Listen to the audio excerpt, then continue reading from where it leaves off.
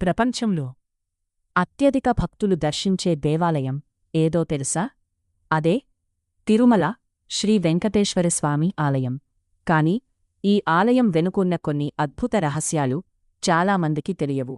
పురాణాల ప్రకారం కలియుగంలో భక్తులను రక్షించడానికి శ్రీ మహావిష్ణువు వెంకటేశ్వర స్వామిగా తిరుమలలో వెలిశారని చెబుతారు. తిరుమలలో ఉన్న స్వామివారి విగ్రహం స్వయంభూ అని భక్తులు విశ్వసిస్తారు.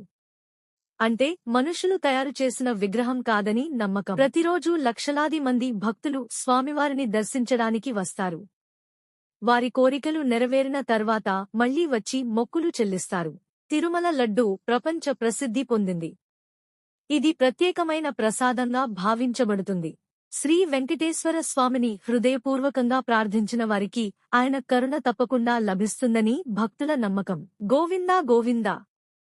ఈ వీడియో నచ్చితే లైక్ చేయండి, షేర్ చేయండి, ఇంకా ఇలాంటి డివోషనల్ వీడియోల కోసం సబ్స్క్రైబ్ చేయండి.